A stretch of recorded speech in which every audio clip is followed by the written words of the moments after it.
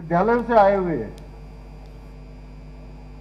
मेरे प्रिय एनसीसी के कैडेट्स और सभी छात्र छात्राएं, प्यारे बच्चों, उपस्थित मीडिया के सभी मित्रों, मैं सबसे पहले तो नाग देवता की इस भूमि को प्रणाम करता हूं। महासू महाराज को नमन करते हुए आप सभी को आज के इस कार्यक्रम में इतनी बड़ी संख्या में और बहुत सारे आज कलाकार बंधु भी यहां पहुंचे हुए हैं। हमारे संचालक महोदय बार बार उनका उत्साहवर्धन कर रहे थे। ऐसे सभी आए हुए कलाकार बंधुओं का भी मैं हृदय की गहराइयों से सब पधारे हुए आप सबका स्वागत करता हूं, आप सबका अभिनंदन करता हूं। आप लोगों ने मेरा स्वागत किया, मैं भी दोनों हाथ जोड़कर सर झुकाकर आप सबका स्वागत करता हूं, अभिनंदन करता हूं। ये मेरा सौभाग्य है कि मुझे आज इस पावन धरा पर, इस नाग देवता की भूमि पर जौनसार भाबर लोक सांस्कृतिक महोत्सव एवं क्रीड़ा समारोह में इसके माध्यम से आप सबके बीच में उपस्थित होने का शुभ अवसर प्राप्त हो रहा है। मेरा मानना है कि ऐसे सांस्कृतिक उत्सव हमारी समृद्ध परंपराओं को जीवित रखने और उन्हें नई पीढ़ी तक पहुंचाने का एक सेतु का माध्यम बनते हैं, एक सेतु बनते हैं। और मुझे ये जानकर बहुत प्रसन्नता हो रही है कि जौनसार भाबर सांस्कृतिक पुनरुत्थान समिति पिछले 33 वर्षों से इस सुंदर उत्सव के जरिए हमारे इस क्षेत्र की अमूल्य धरोहर को बचाने के लिए निरंतर प्रयास कर रही है। साथ ही मुझे इस बात की प्रसन्नता है कि इस महोत्सव में जहां एक और हमारी समृद्ध लोक संस्कृति और परंपराओं की सुंदर झलक और उसकी झलकियां देखने को मिल रही हैं, वहीं युवाओं के शारीरिक रूप से, बौद्धिक रूप से उनके विकास के लिए यहां अनेक प्रकार के खेलों का आयोजन भी हो रहा है, जिसमें कबड्डी है, वॉलीबॉल है, सामान्य ज्ञान प्रतियोगिताएं हैं, जंगबाजी जैसी शानदार प्रतियोगिताओं का भी आयोजन किया गया है।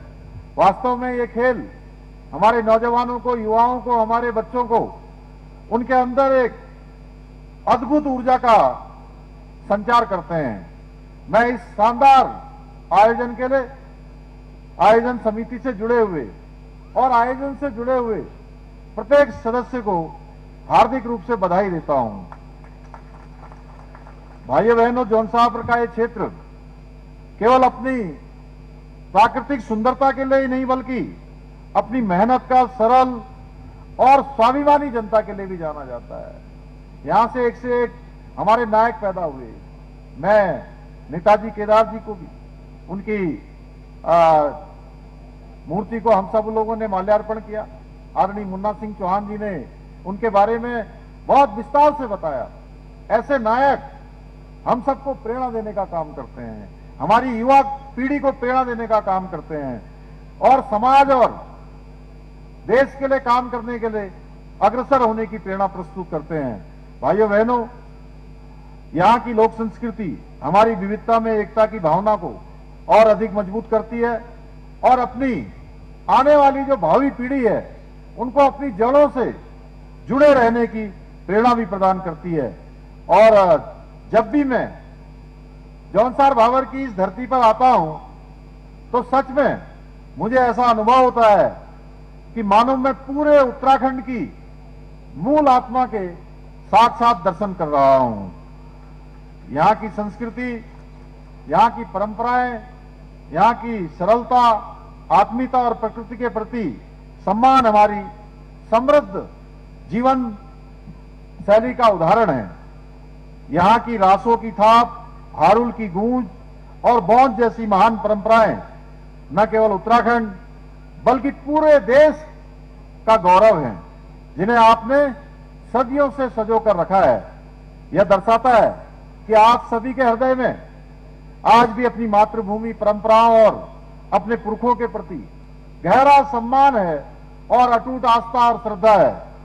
भाइयों बहनों, जनजाति समाज प्रकृति के साथ संतुलित जीवन जीते हुए अपने पारंपरिक ज्ञान, सामूहिक जीवन शैली के माध्यम से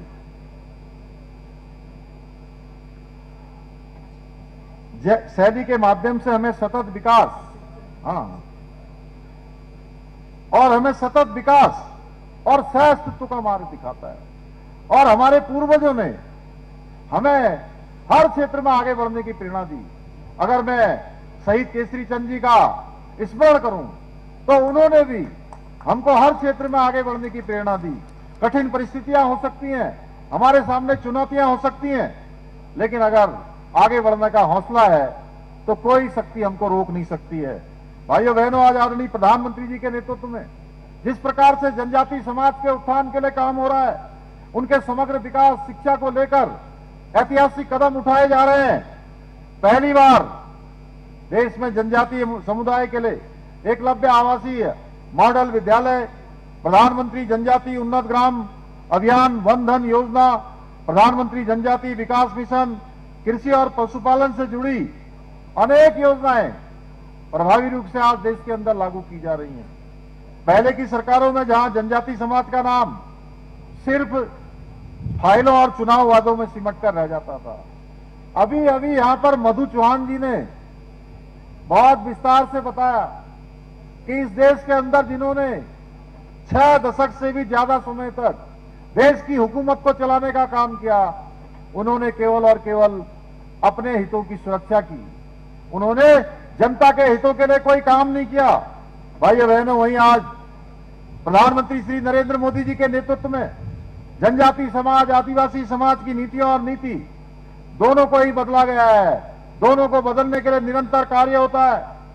हमें गर्व होता है कि आज देश के सबसे बड़े संवैधानिक पद पर राष्ट्रपति के रूप में संथाल समाज की बेटी आदरणीय द्रौपदी मुर्मू जी विराजमान हैं।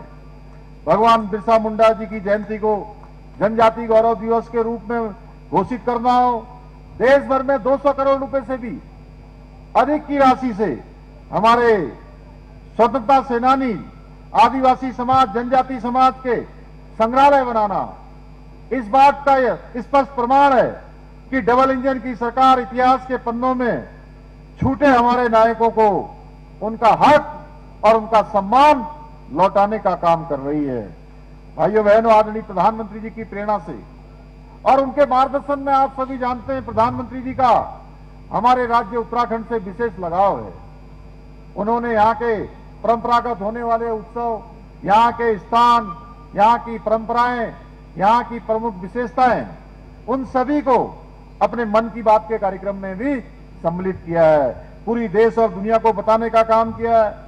हमारी सरकार जनजाति समाज के समग्र विकास के लिए निरंतर काम कर रही है। हमने प्रतिवर्ष उत्तराखंड जनजाति महोत्सव के माध्यम से आपकी संस्कृति और विरासत को एक सशक्त मंच देने का भी हमने प्रयास किया है। वहीं हमारे जौनसार भाबर और जनजाति क्षेत्रों के युवाओं में खेल का हुनर कूट कूट कर भरा हुआ है। एक से एक प्रतिभाएं आज जौनसार भाबर से निकल रही हैं। उनके अंदर अद्भुत साहस है, अद्भुत उनके अंदर प्रेरणा है, अद्भुत उनके अंदर एक तरह से मैं कहूं कौशल है।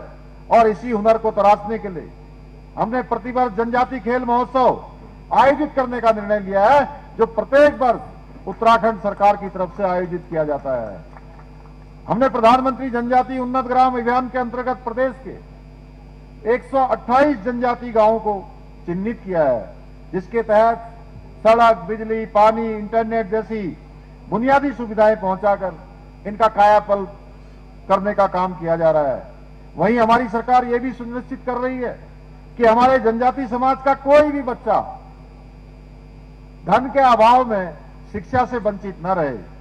यही कारण है कि आज चाहे वो कालसी हो, मेहरवाना हो, बाजपुर हो और खटीमा में संचालित एकलव्य आदर्श विद्यालयों के माध्यम से जनजाति समाज के बच्चों को बिल्कुल निःशुल्क विश्व स्तरीय आवासीय शिक्षा की सुविधा उपलब्ध कराई जा रही है। इसके साथ ही बाजपुर और यहां चक्राता में भी नए एकलव्य आवासीय विद्यालयों का निर्माण कार्य बहुत तेजी से चल रहा है, आप सबकी जानकारी में होगा। जनजाति समाज के बच्चों को पढ़ाई के लिए प्रोत्साहित करने के उद्देश्य से सरकार प्राथमिक स्तर से लेकर स्नातकोत्तर स्तर तक छात्रवृत्ति भी प्रदान कर रही है। इसके साथ साथ उनके शैक्षिक विकास के लिए वर्तमान में 16 राजकीय आश्रम विद्यालय भी संचालित किए जा रहे हैं। यही नहीं, हमारे जनजातीय युवा साथी आईएएस, पीसीएस या अन्य प्रतियोगी परीक्षाओं की जो तैयारी कर रहे हैं, हमारी सरकार द्वारा उनको निःशुल्क कोचिंग की व्यवस्था के साथ साथ मासिक छात्रवृत्ति भी प्रदान की जा रही है।